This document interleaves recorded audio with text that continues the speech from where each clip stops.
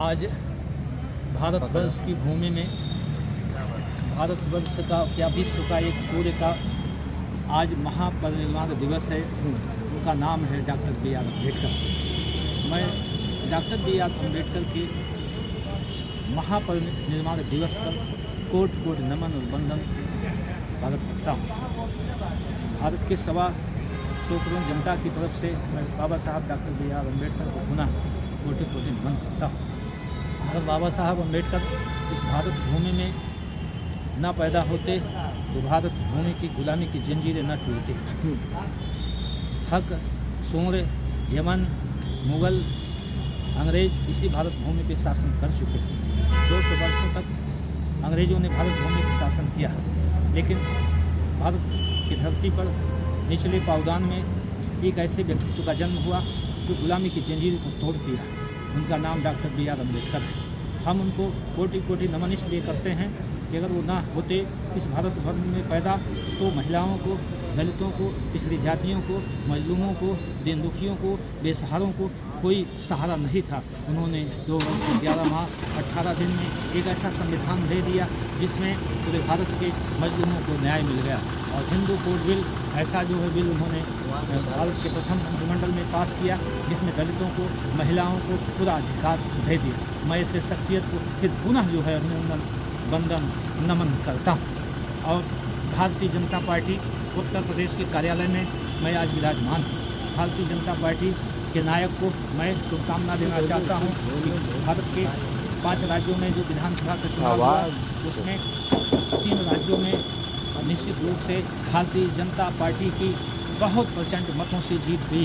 Bharatiya Janata party की नीतियाँ जनता को पसंद आ रही है और जनता खुश होकर के भारतीय जनता पार्टी को गले लगा रहे हैं। भारतीय जनता पार्टी का एक सहयोगी दल है, समर्थक दल है। मैं उसी दल का अध्यक्ष हूँ। दल का नाम है भ्रष्टाचार अपराध मुक्त न्याय दल।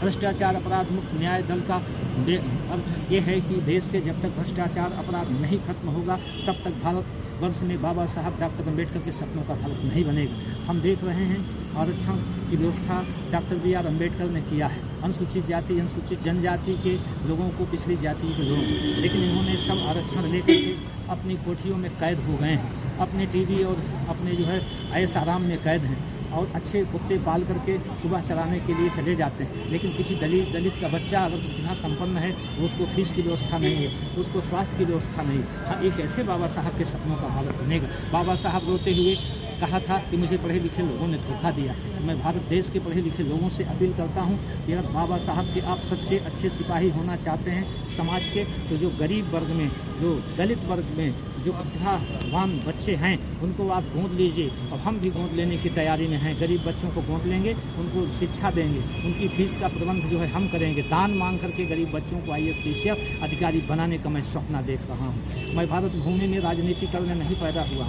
भारत भूमि में समाज सेवा करने के लिए पैदा हुआ। बाबा साहब के चित्र पर ज़्यादा फूलमाला ना चढ़ा करके उनके चरित्र का जो है आत्मसात कर लीजिए तो भारत पुनः सोने की चिड़िया बन जाएगा। मैं मीडिया भाइयों आप लोगों को साधुवाद इसलिए देना चाहता हूँ कि आज भारतवर्ष में निचले पावदान का कोई लीडर नहीं दिखाई दे रहा है, कोई व्यक्तित्व नहीं दिखाई दे रहा, कोई नेतृत्व नहीं दिखाई दे रहा। मायावती अपनी कोठियों में कैद हैं, रामविलास पासवान के लड़के वहाँ कैद हैं, तमाम दलित नेता कैद हैं। कहीं दलितों की, गरीबों की, पिछड़ी जातियों की, मजलूमों की कोई आवाज़ सुनने वाला नहीं है। सोशल मीडिया पर रोज़ खबरें आती हैं कि दलित की बेटी के साथ अत्याचार हो रहा, दलित की बेटी के साथ बलात्कार हो रहा, कहीं दलित मारा जा रहा।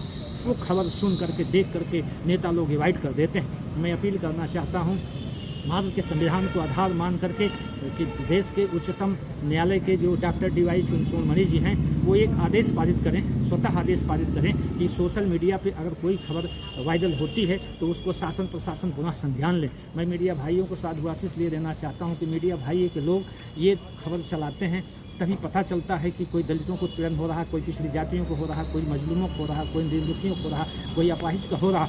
आज़ाद भारत में आज हम खुली सांस ले रहे हैं। ये बाबा साहब अम्बेडकर के सपनों का भारत है। लेकिन बाबा साहब जहाँ भी जैसे भी होंगे उनकी आत्मा रोती होगी क्योंकि उनका संविधान आज मारा। डॉक्टर साहब मेरा एक सवाल ये है, आपने सोशल मीडिया का जिक्र किया कि सोशल मीडिया की जो खबरें, देखिए जाति रही भावना जैसी हर मुद्दत देखी वैसी सोशल मीडिया को मैं धन्यवाद इसलिए देना चाहता हूँ कि सोशल मीडिया अगर ना होती तो आज जो इतना ज़्यादा सूचनाएं हमको मिल रही सोशल मीडिया की देन है। उस कालखंड की बात करिए, 80 की बात करिए, 70 की बात करिए, प्रिंट मीडिया हुआ करती थी, कोई पत्रकार गांव में नहीं जाता था। आज तो गली गली में जर्नलिस्ट हो गए हैं, गली गली में सोशल मीडिया हो रही। आज 21वीं सदी का भारत को मैं धन्यवाद देता हूँ मीडिया को कि जो खबरें चला करके सूचनाएँ प्रेषित करता है। इस मीडिया को कोई वेतन नहीं मिलता। मीडिया भाई सबसे सच्चे पहरेदार हैं देश के। अगर इसी प्रकार से डेमोक्रेसी में नेता लोग अगर पहरेदार हो जाएं, ब्यूरोक्रेसी के लोग पहरेदार हो जाएं, न्यायपालिका के लोग पहरेदार हो जाएं, सोशल मीडिया की तरह, मीडिया की तरह, तो भारत सोने की चिड़िया बना हो जाएगा। इसलिए मैं साधुवाद देता हूँ। मैं भ्रष्टाचार अपराध मुक्त न्यायालय का राष्ट्रीय अध्यक्ष होने के नाते, भाजपा सहयोगी